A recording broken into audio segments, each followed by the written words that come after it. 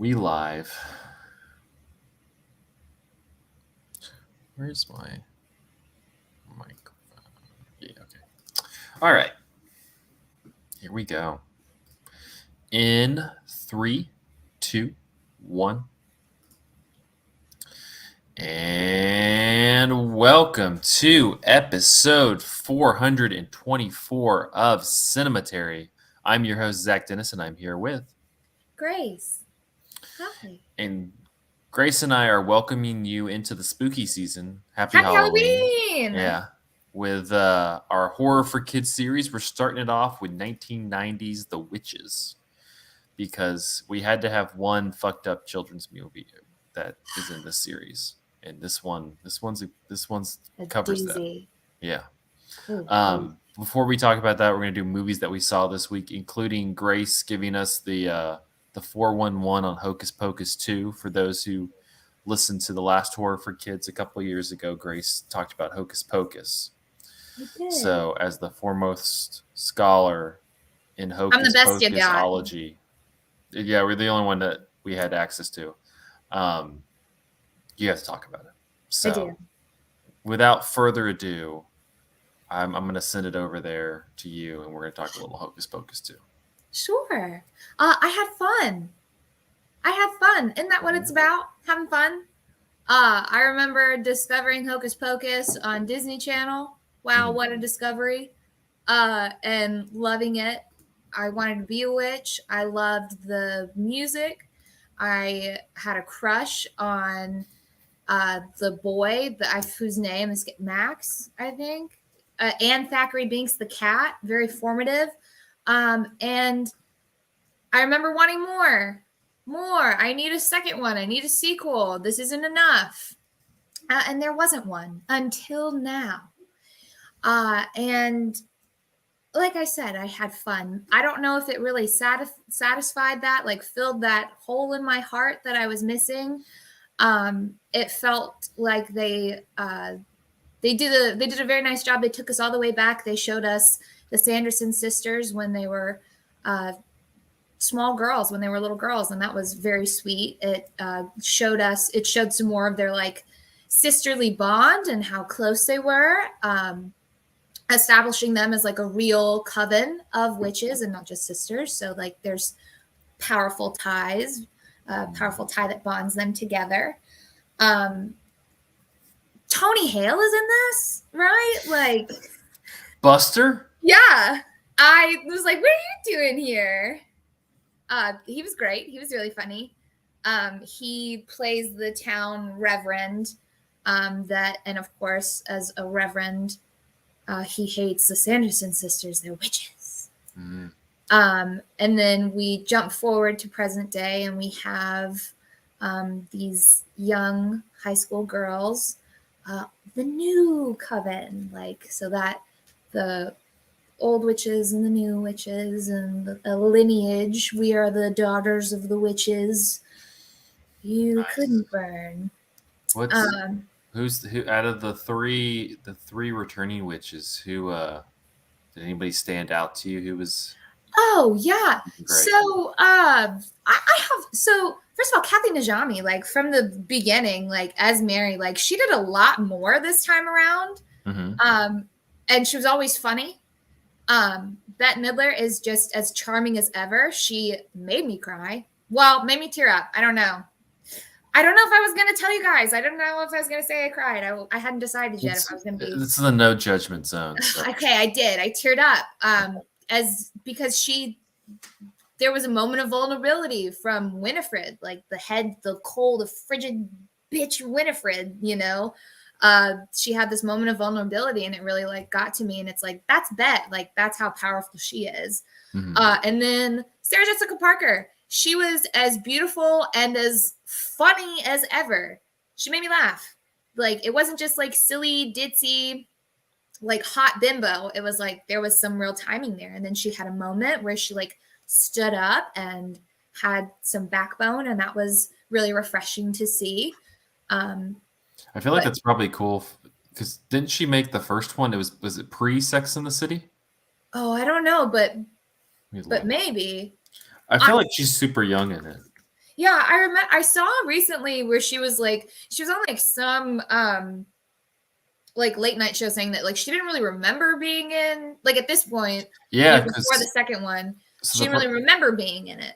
It was like yeah, so early in her career. the Hocus Pocus came out in '93, and Sex and the City aired for the first time in '98. So Oh, like okay, so yeah. so like you've had a whole different like since the first movie, she's like entered the pop culture consciousness in a whole Right. different way. So she's So, forgotten that part of her career, and that that's what she said. She's like, I don't really have a whole lot of memories from it. I was just there to get a check. That's what you like. That's what the fans like to hear. Yeah, I needed the money, and it's Yeah. like, you're just like me. I needed the money too. Did the passing the torch to the next generation storyline work for you? That's usually the route that the like long overdue sequels for stuff do. Yeah, like they can't reprise these roles in the same way. Maybe the same story isn't there. Like the audience changes. So we need to pass it on to this like newer generation that like better represents them. For me, no, because I came back for them. Like as I was saying to you earlier, like the tagline is "We're back." It's like I'm back too. Like here I am. I'm back again for more Hocus Pocus. Mhm. Like I can't get enough for it. So no, because I want more of the Sanderson sisters. But now we have these cute young Zoomers who are like witchy Wicca. They're sweet little outsiders, just like the Sanderson sisters. They're sisters in a different way because they've been best friends since they were younger. Mhm. They're like little girls. They were girls together. Like that's a phrase that always like rips at my heart, but they were girls together. And so they get to stay that way. And they get to share this like magical power that they've stumbled upon together. And it's lovely.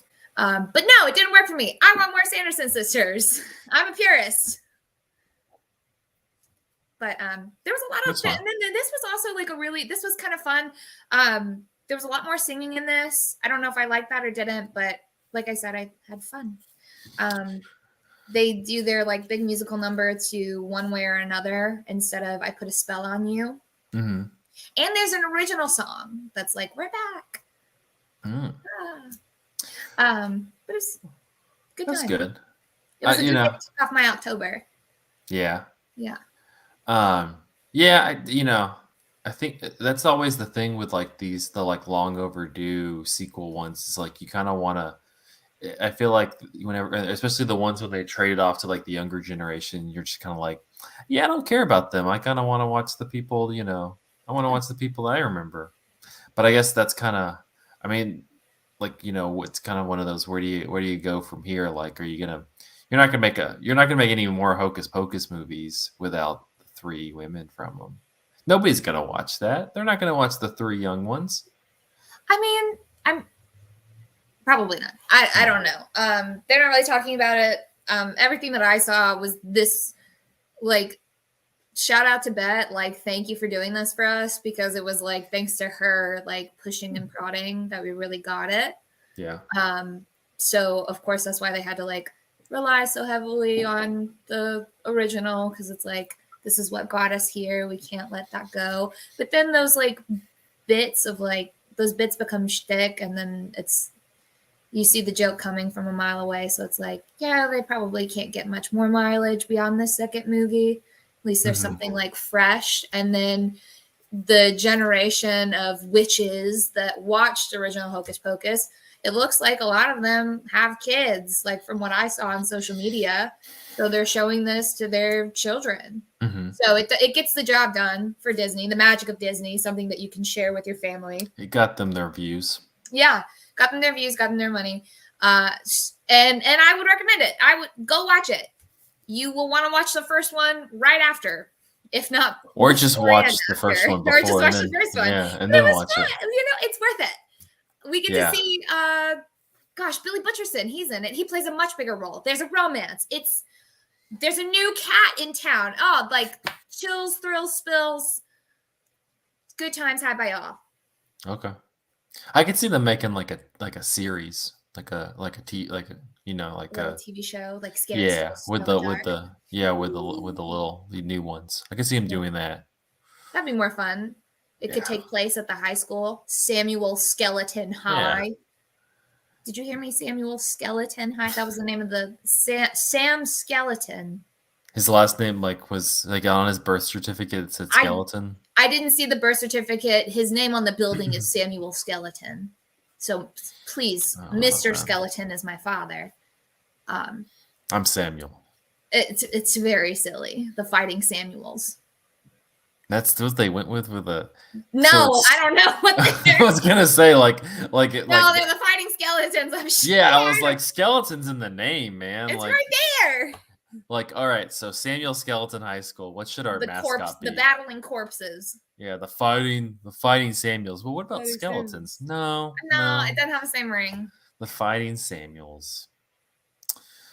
What if they? That's all I got for you. I imagine they just took a giant left turn and were like, yeah, we're the Mavericks. No, we're the star. We're the Bears. We're the Tigers. Yeah, we're the Bears. The Skeleton High School Bears. Skeleton High School Vampires. See, Skeleton High School Werewolves. This is the question that Hocus Pocus 2 didn't answer. So you have to have a third movie just to answer the question of what the Skeleton High School mascot was. Put me on the writing squad. Look, I'm right here. Look at all these new ideas. Yeah. Disney. All right. On an entirely different level and completely, I watched Swamp Water, which is a movie from 1941 about people hanging out in the swamp. This is a fact. What's that? Been there, done that. Yeah, right. It's kind of a fascinating movie. It's the first movie that they ever filmed on location that takes place in the state of Georgia. And they filmed it on location at the Okefenokee Swamp in South Georgia. And then it's also interesting because it's the first American movie by Jean Renoir, who I think is more famous for his French movies, The Rules of the Game, which we talked about on the podcast before, Grand Illusion, Baudu, Saved from Drowning, things like that, French Can.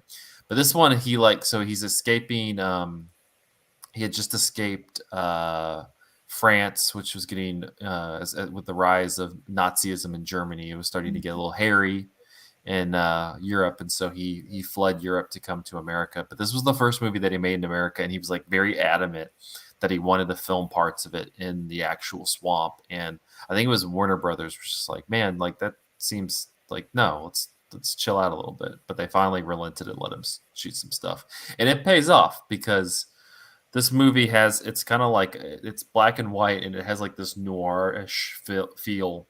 And it literally opens, you get this close up on a skull. And then they pan it out and it's a skull on a cross. And they keep panning out, and it's a skull on a cross that's just sitting in the swamp. And I'm like, this fucking rocks. I'm like, this is awesome. Yeah.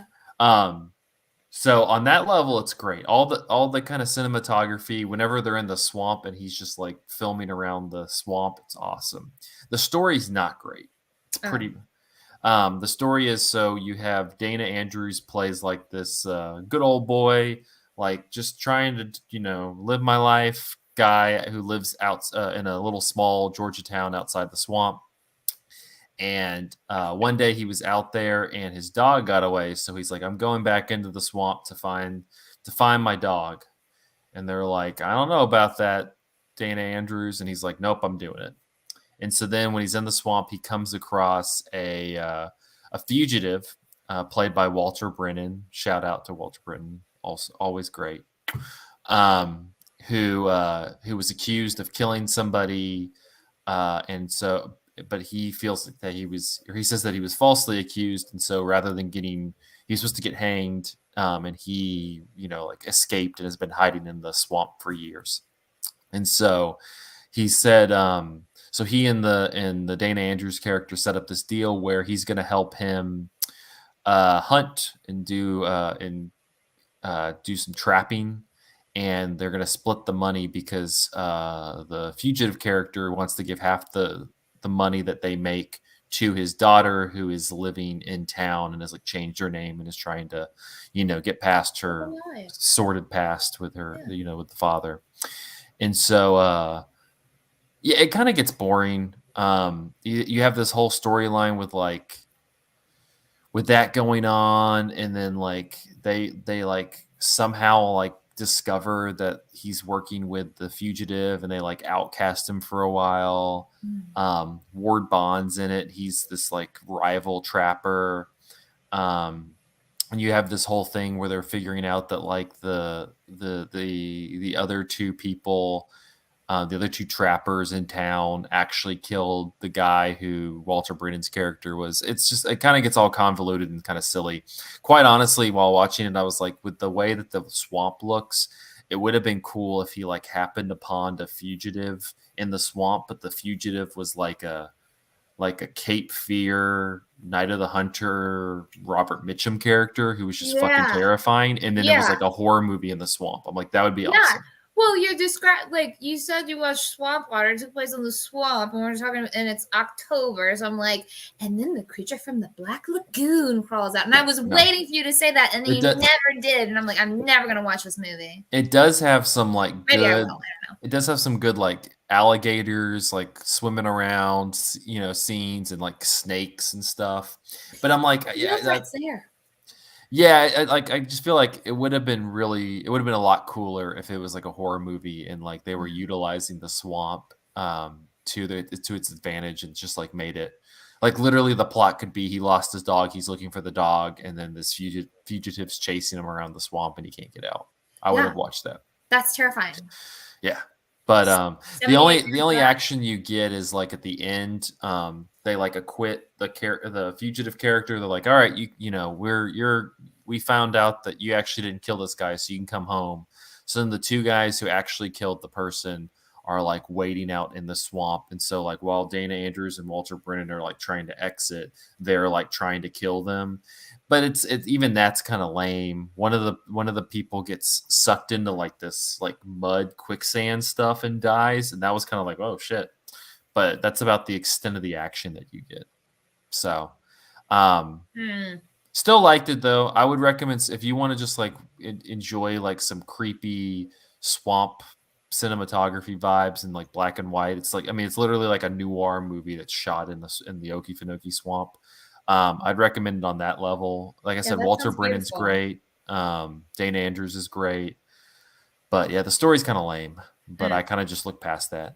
But Swamp Water, it was on Criterion Channel, but I think they took it off, and so you can find a decent cut of it on YouTube. But it's neat.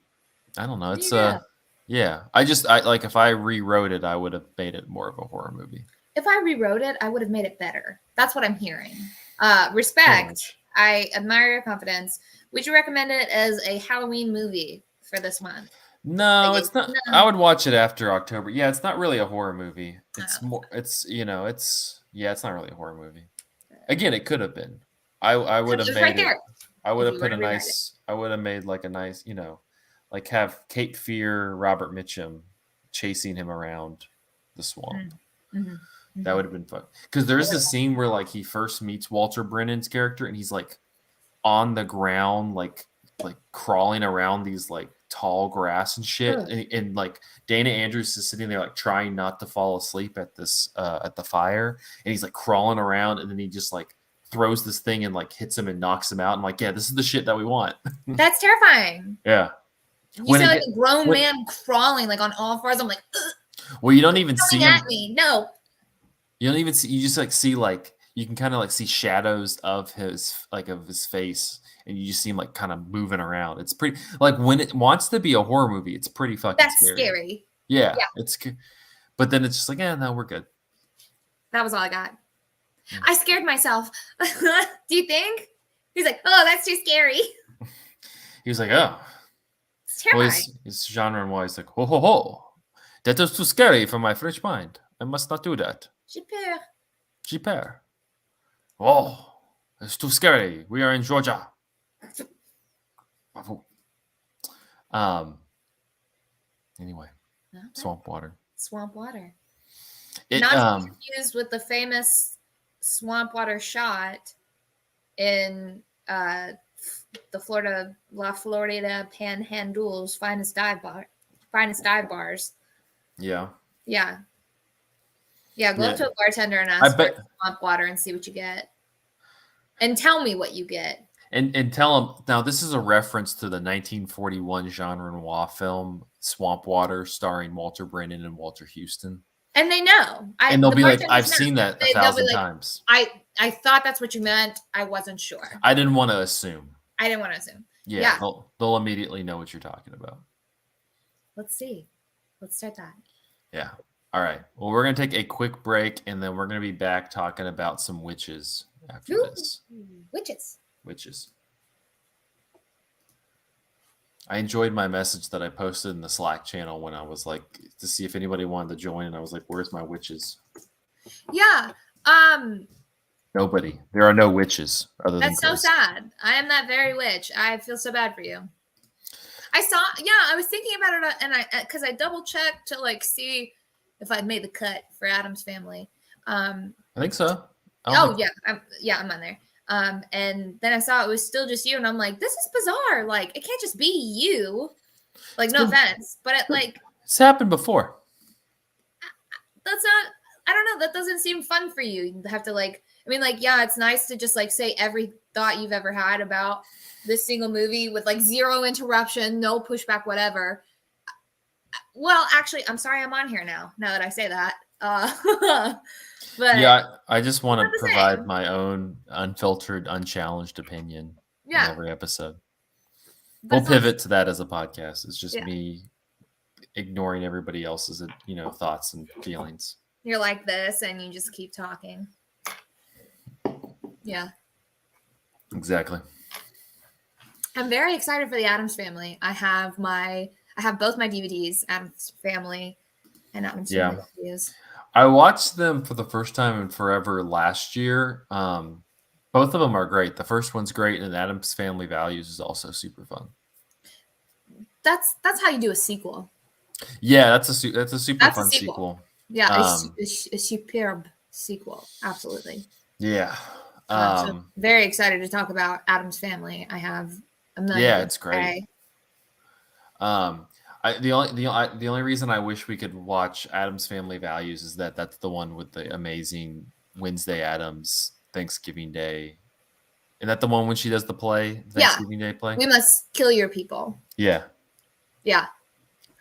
Which is like the best part of the entire series of movies. My favorite part is when Debbie Jelinski has her monologue. Debbie, the nanny / Fester's new wife, and and how she's like, it's all goes back to her parents. They bought her a Malibu Barbie. I was ballerina Barbie, like poised, graceful. Great Joan Cusack role. Oh, she's amazing, and I've always believed that if Debbie hadn't tried to kill everyone in the family, she was a perfect fit. She would have been great. She was a homicidal maniac, narcissistic, self-centered, violent, beautiful. I mean, she had all the right like tendencies and she had a the total body package. count. Yeah, she was the complete package. The body count that goes with being an Addams. Yeah. And girl, Fester would have given you the whole world. Like, you didn't even have to kill him. But then he meets what's her name? Dementia. Dementia. I did not have dementia. Dementia. Yeah, I'll be curious since what's his face? Tim Burton is doing the Wednesday Addams series on Netflix. It's Jenny Ortega as a more compelling actress than Jenny Ortega. Yeah, nobody can beat Christina Ricci. Right, it's right there. Yeah. Anyway, that's just a preview, y'all, on YouTube of What's coming next week? Adam's Ooh. Family. People can see us. Yeah, we'll have to wear like all black. Oh no, I've been Morticia like twice. I named my cat after her. Like Adam's Family like runs deep. So I'll be in my costume and just sit. I'll try to remember to wear black. Yeah, can you? I didn't get the memo that we were dressing up for this one. Well, I would have texted you, but like I didn't know what to do. So I was just like, I'll just think it really You'll just hard. dress up and make me look like an idiot. It's Halloween. You know. No, it's fine. So we're having a little fun. I'll dress up for the third week, the house with a clock on the wall, and just like dress up. I haven't seen that one. Is it scary? I don't know. I guess I should It watch. has Jack Black, so I'm excited for that. I like him. Yeah, he's great. Yeah. Yeah. All right. All right. Let's talk about the witches. Let's talk about some witches. Okay. I do it like this because like on the book cover, I didn't read the book in time. I'm so sorry. Well, that's unfortunate. Let me see. Let me see the book cover. Let's look. Oh yeah. Yeah, she's like got her little claws. Oh, I've seen. I think somebody on Twitter has their picture is this. I didn't realize this was from the book. The Yeah. Witches. Interesting. Did you do your homework? Did you ever watch the? I guess I'll say that. We'll talk about it on the. Okay, we'll say it. We'll say it. Yeah. Man, she looks creepy. I'm like, I'm looking at the book. The book, like it's not. You would look at it and go, oh, that's just like poorly drawn, but it's still like a lot going on. Yeah. I never read the book because I was afraid of it. I'll say that. Yeah. Yeah. Sorry, I'm on a rabbit hole. It's your show. Anyway. Yeah. Okay. You're paying me. Y'all paid for this. Sorry. Yeah. This is the entertainment you get. All right. That's all I got. Here we go. In 3, 2, 1. And we're back with part 2 of episode 424 of Cinematary. In this part, we are going to be kicking off our Horror for Kids series with 1990's The Witches, directed by Nicolas Roeg, from a script by Alan Scott and based on the book of the same name by Roald Dahl. The film stars Angelica Houston, Mai Zetterling, Jason Fisher, and Rowan Atkinson. While staying at a hotel in England with his grandmother, Helga, young Luke inadvertently spies on a convention of witches. The Grand High Witch reveals a plan to turn all children into mice through a magical formula when they find that Luke has overheard the witches test the formula on him. Now, with the help of Helga and the hotel manager, Mr. Stringer, Luke the mouse must fight back against the witches. I disagree with that plot line. The hotel manager does nothing. He didn't do it. Yeah. He's in the way, if anything. Yeah. Jim Henson Company produced the movie, and Henson's Creature Shop designed and built the prosthetics for the witches and animatronic rats and mice that were used interchangeably with real mice. This was also the last movie that Jim Henson personally worked on before he died. And he died before he got to see the finished product. Oh. Yeah. That's so sad. It's so good. Angelica Houston required 2 hours of prosthetics and makeup each morning when she portrayed the Grand High Witch. There were 3 different sizes of mice: life-size, 3 times larger, and a hand puppet 9 times bigger than life-sized.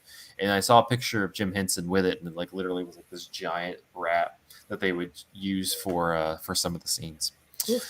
Yeah. During the shoot, Rowan Atkinson caused a Mr. Bean-style calamity when he left the bath taps running in his room. With the frantically knocking porter was told, "Go away, I'm asleep." The flood rode off much of the production team's electrical equipment on the floor below. Also, at the time of filming, Houston was dating Jack Nicholson, who frequently phoned the hotel and sent huge flower bouquets, much to the excitement of the staff. Director Nicolas Roeg later cut scenes he thought would be too scary for children after seeing his young son's reaction to the original cut, which I can only imagine what those were. It's so scary. Yeah. Roald Dahl was incensed that Henson had changed his original ending in the script. As a gesture of conciliation, Henson offered to film two versions before he made his final choice. The book version, where Luke remains a mouse, and the happier version, where he is transformed back into a human. During the editing process, Dahl watched an early cut of the film with his original ending, and the final scene brought him to tears. However, Henson and Roeg decided to go with the happier ending, which resulted in Dahl stating that he would launch a publicity campaign against the film if his name was not removed from the credits. He was only dissuaded from this on the urging of Jim Henson. On the 2021 remake of the film by Robert Zemeckis, Houston said, quote, "I don't really know why they're making it, because I think Nick Roeg made the ultimate witches. Frankly, best of luck to them. I hope it works. I just can't imagine anyone trying to remake that particular film. Maybe it's a good idea for this generation." The LA Times in 1990 said, "It's no grimmer than the Brothers Grimm, no deeper or richer than Hans Christian Andersen. What it shows again is the secret of Jim Henson's vast appeal, his respect for children and their intelligence. Unlike many adult movie makers, Henson believed his core audience capable of appreciating wit, irony, topical humor, idealism, intense emotion, and bemused reflections on real life and all its complexity. All these and more are present in The Witches." The New York Times in 1990 said, "The Witches resembles a brilliantly told bedtime story, though the teller of this children's tale may well be the slightly cracked relative who can't judge when scary stories become nightmares." And Roger Ebert in 1990 said, "The result is that the movie might be too intense for smaller viewers, although some of them these days seem hardened to anything. But The Witches is an intriguing movie, ambitious and inventive, and almost worth seeing just for Angelica Houston's obvious delight in playing a completely uncompromised villainess." Yeah. On that note, let's talk a little bit about it. Grace, this is your second time seeing The Witches, so how was that experience like? I think the first time I was just I was it was like a party. A couple of us had gotten together, and it was October, and we put on Witches. I'd never seen it before, and it was kind of one of those things where you're watching it with your friends, and you're not really watching it. You're kind of making fun of it. You're trying to be funny, like who can be the wittiest, who has like fastest line, who caught that, like. So I didn't really feel like I watched it, and this time I'm really good at that game. Yeah, I believe it. I look at you and I know that. And so I didn't really feel like I watched it. By the time we got to the end, we were kind of all like tired of playing that game, and we just kind of sat quietly. And then that's when I really got to experience the movie, and I was very moved by the ending. And I didn't know, because I didn't read the book. I didn't know that there was the real ending. He stays a mouse. That sucks.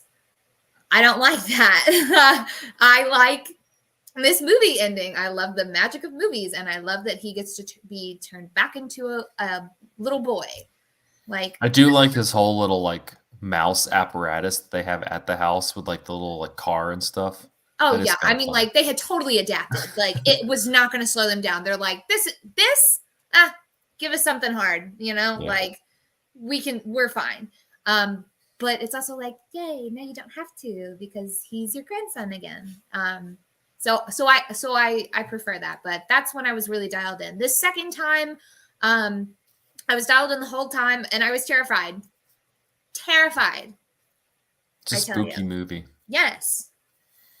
Yeah, I mean, even like without the prosthetics and stuff, like the way that Nicolas Roeg, like the angles he takes and shooting like the witches as the, you know, when they're like reacting to stuff, like he'll like do like these kind of like up close up shots, and they're like, you know, acting up to the camera. Yeah, the way they move is frightening. There's a lot of different elements that are of this that's very scary, like when he's a mouse and they're playing cat and mouse. It's like, oh no, what's gonna happen? And there's the story that the movie starts with. That's what really frightened me the most, this bedtime story that turned into a nightmare, like you said just a second ago, about grandma's little friend from her village, you know, being the object of a witch's desire, fantasy, hunger, I don't know. Yeah. and her being transported into a painting, that was terrifying. Yeah, that's what I was gonna say. Like that whole sequence.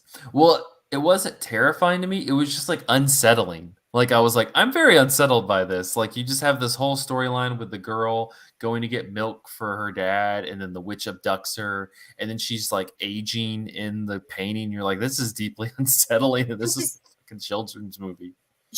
She lives her whole life inside that painting, Mhm. grows old, completely alone, away from everyone, and her family only just sees her in that. Like it's so frightening. Yeah. I'm so afraid. I feel like I was like tucked in with like the blanket up to my chin, just like, oh my gosh, like just shaking, like, I promise I'll be good, grandma. Like I won't look at the witches. I won't be bad. Yeah, like it's frightening. I mean that like the storytelling, the folklore aspect of it was so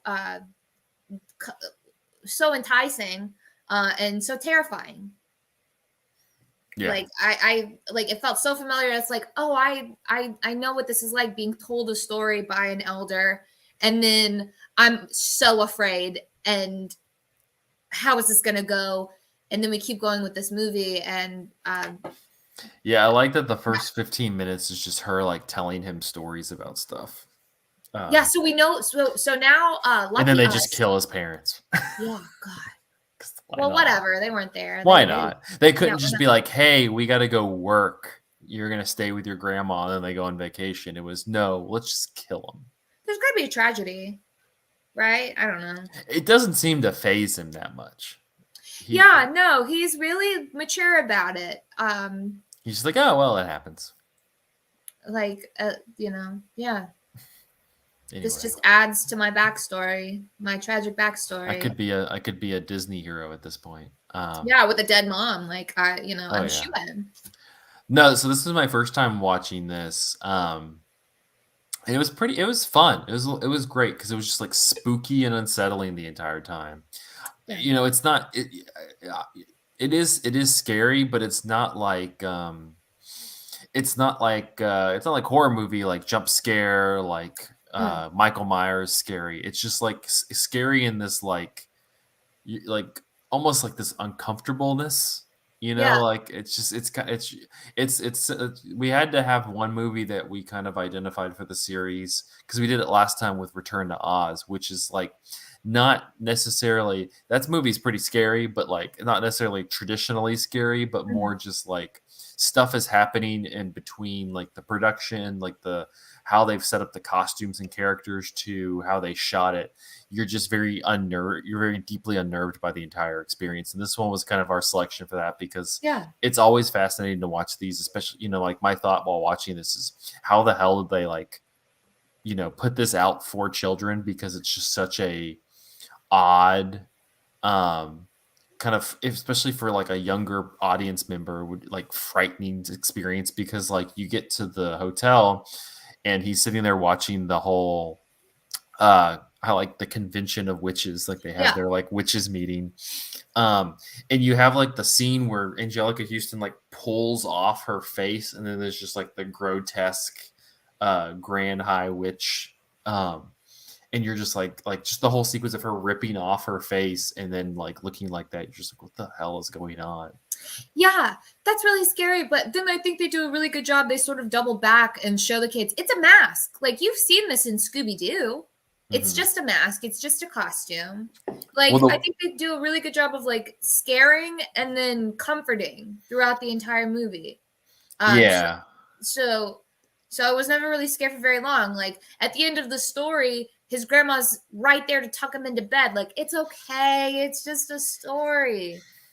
I was disappointed that the grandma didn't like become like witch hunter grandma. I thought like badass, like yeah, like I thought, like I wanted her to like open a trunk and be like, I thought I was gonna give this away a long time ago, and then like pull out like a stake, or something.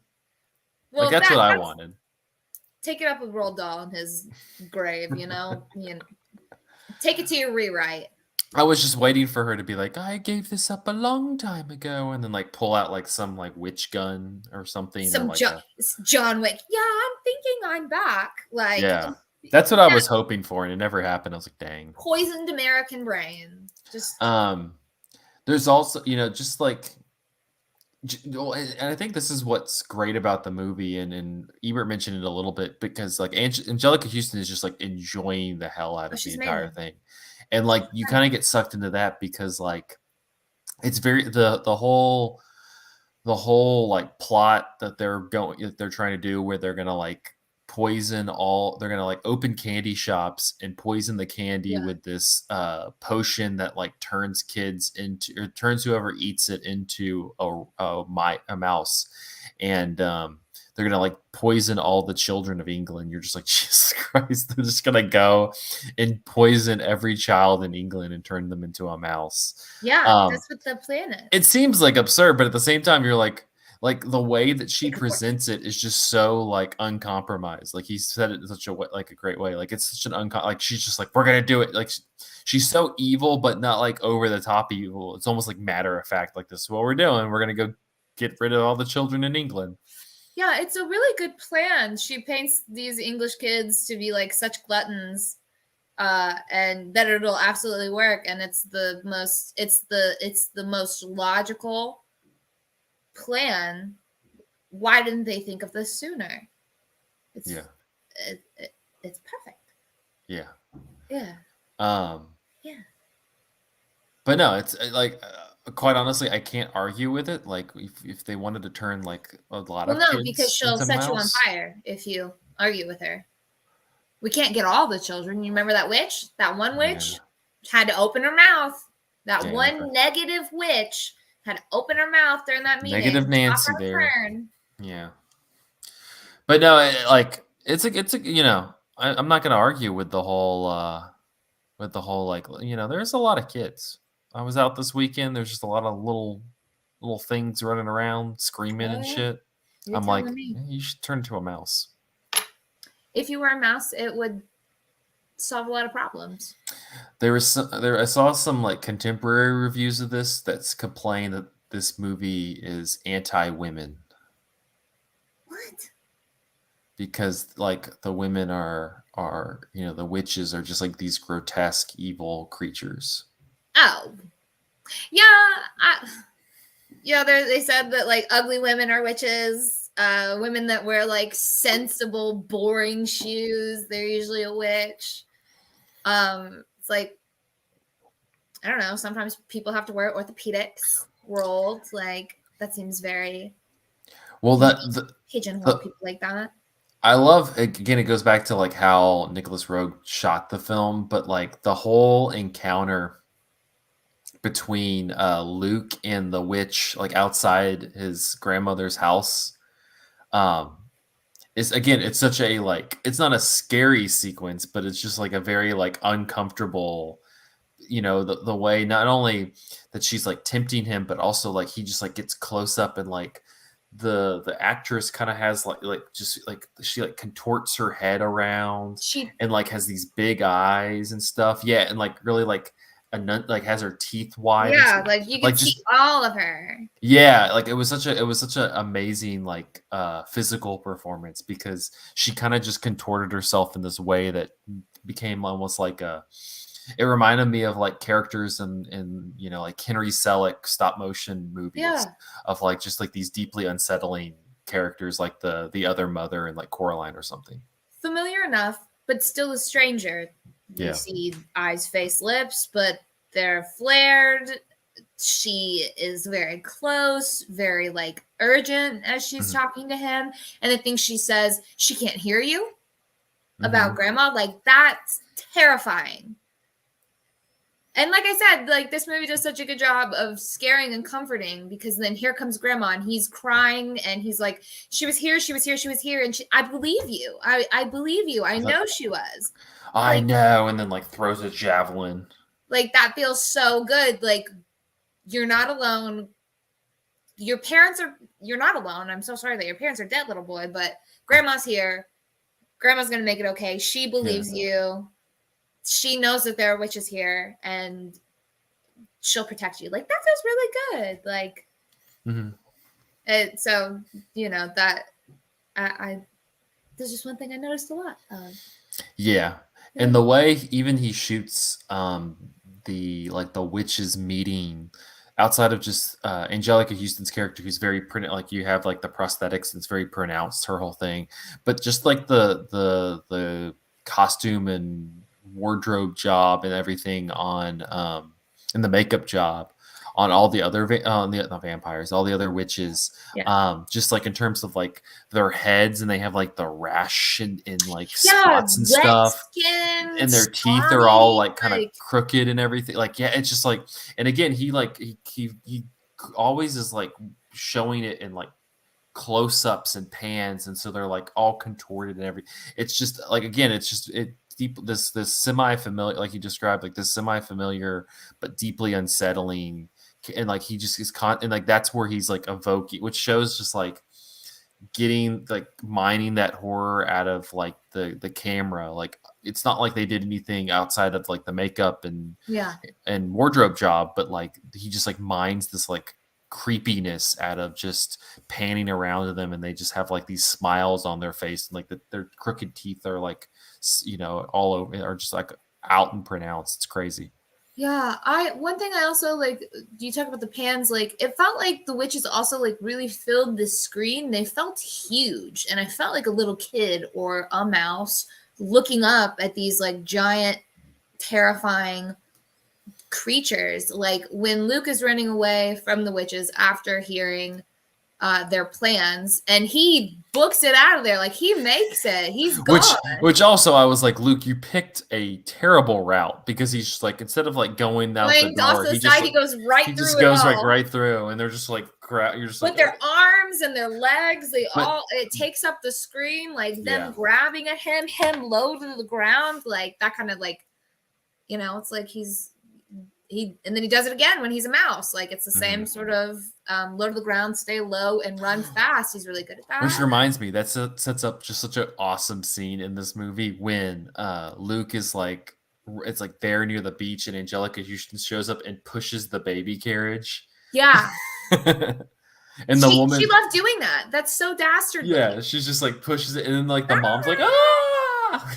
She like waves to the baby, like the baby knows what she's It's doing. great. It's She is like, she's a dairy farmer milking this part for everything it's got. Like the way, like her impression of Bruno, that like that her whole monologue that she gives about the plan, her spell is terrifying.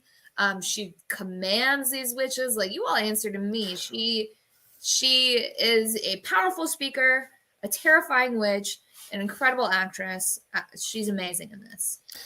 well, and just how like you think of like how the potion, or the potion like works on them, where they're like just like belching and spewing out this like green smoke and like convulsing everywhere, and then like in the whole scene when they're turning into the mice, like their eyes are bulging out and their mouths are elongating, and like you think about her character, it gets rid of the Angelica Houston and then becomes like the Grand High Witch, but then becoming, whenever her character turns into a mouse, it's absolutely terrifying. Frightening.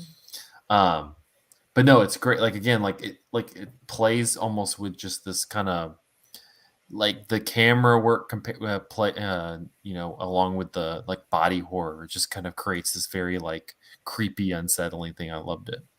Oh, because that's always good. That's always good horror for like kids movies, because that stuff, like, you don't want to make like a slasher movie. Like, that's not going to work.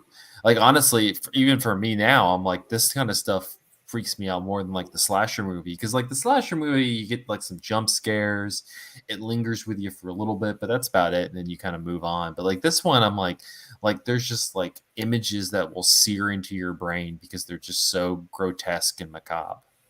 So yeah, there's those like iconic images of your childhood that really scared you. Like I was saying with you, I didn't read the book because the image of the Grand High Witch on the cover of the book scared me so bad. I didn't see the movie until I was an adult because I was like, I'm afraid of that book. Like, that's my childhood nightmare right there. If I had seen this as a kid, I'm sure I would have been like, I need to sleep with the hall light on or something. Like, yeah. you know. Well, I wish, and it's kind of goes back to like it's crazy that this came out because I'm like we don't get as many we and that's why we like to do this series, but we don't get as many like just spooky, creepy unsettling kids movies anymore, Like it's either like kind of horror based, but it's like, you know, it's not really taking any risks or it tries to be like a horror movie. But I'm like this one like these types of movies are great because it's kind of like who the hell is this for? It's just like it's just completely like grotesque and you're in like it was the same thing with like Return to Oz last or a couple of years ago, which is like who would they make this for?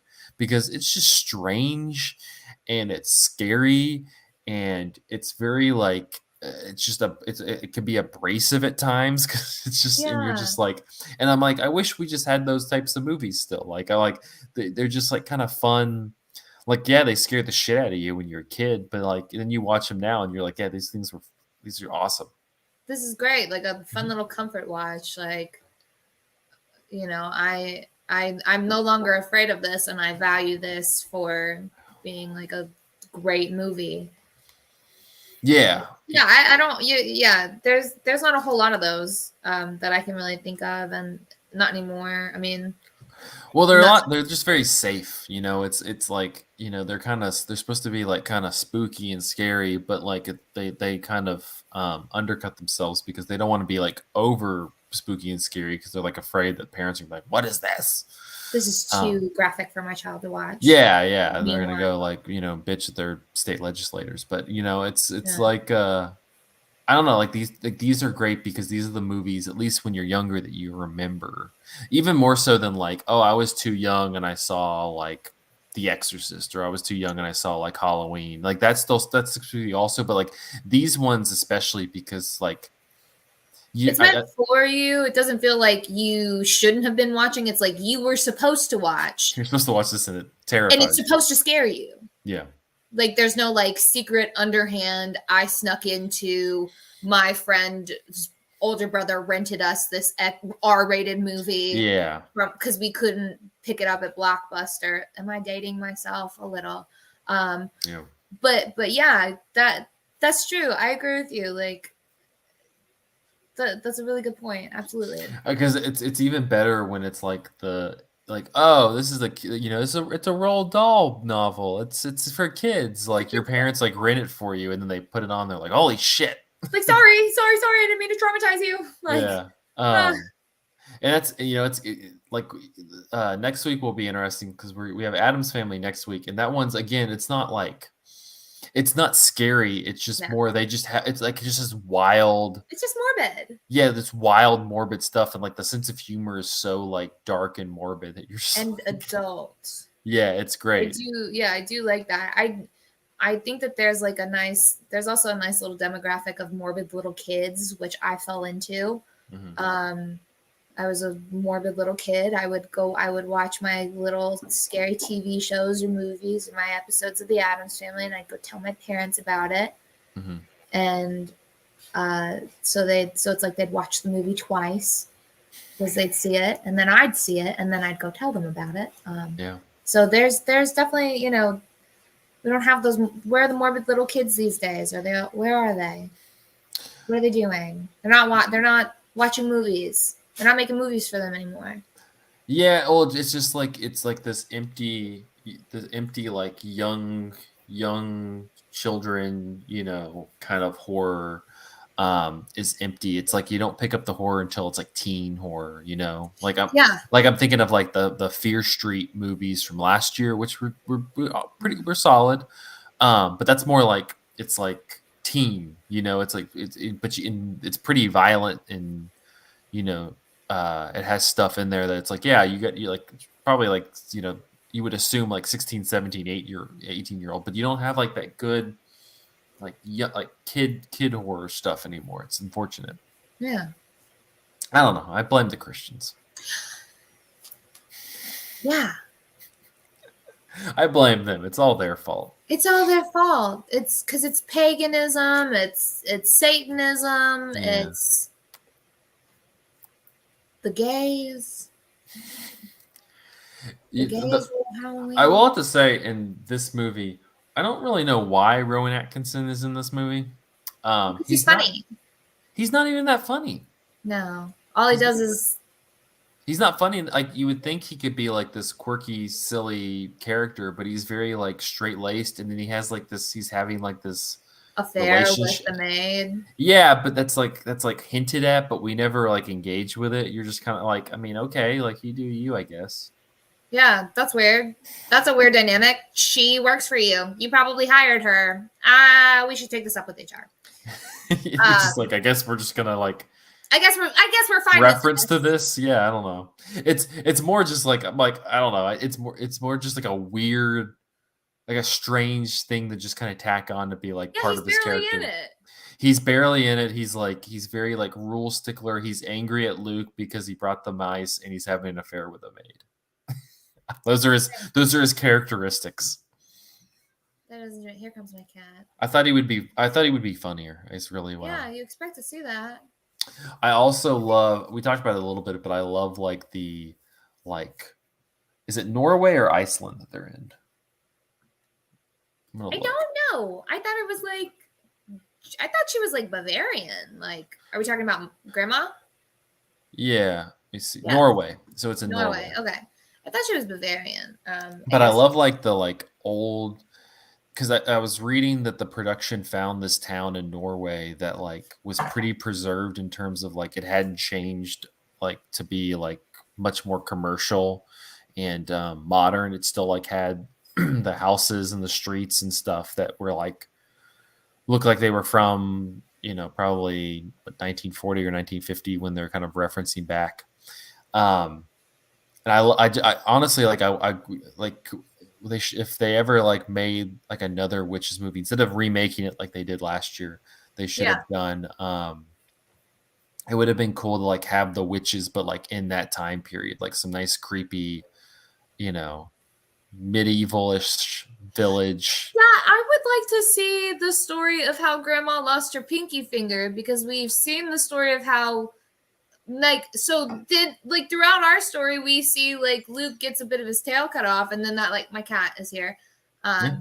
Mavis, Hotel Transylvania. That's a good kids horror movie. Well, it's not scary, but it was considered for the series, but we decided it wasn't scary enough. Yeah, it's not. It's really fun. But anyways, we watch how Luke loses his tail. He and Grandma are exactly the same. They have the same sensibilities, believe in witches. They're bonded by that, being mutilated, like in the hunt of witches and whatnot. I would like to see them go back and see Grandma, like how she lost that finger. She said it's like a crazy accident or a crazy story or whatever. Like, yeah, it's like I'm generally the person who's like, hey, they could cut like 30 minutes out of this. I say it's an hour and a half. Add 30 minutes of it, but it's like Grandma's witch hunting backstory. Yeah, that would be sick. You're dying for it, like you said. It'd be great. America's clamoring for it. I'm telling you, like you have that, and then like in the final act of this movie, she's just like, I didn't think I would need this again, and then like puts on like a whole outfit and is like, and then like her and Angelica Houston like fight. That'd be great. Duke it out, yeah. Mm-hmm. Yeah, that'd be sick. Again, we gotta take it up with Roald Dahl's estate. Did you see the 2021 the Robert Zemeckis Witches? No, I did not. I saw that Anne Hathaway was in it. I love Anne Hathaway. I missed it. Not like on purpose or anything. It just sort of happened that way. I would, after seeing this one, you can't watch it anymore because it was a whole thing with HBO Max taking off their platform. But what is always going on with HBO Max? Like, I don't know. Put me in the meetings. Like, I'll fix this. This bullshit. Like, but I'd be curious because, like, one, Robert Zemeckis hasn't really made a good movie in forever, and two, I feel like it would have been like heavy CGI.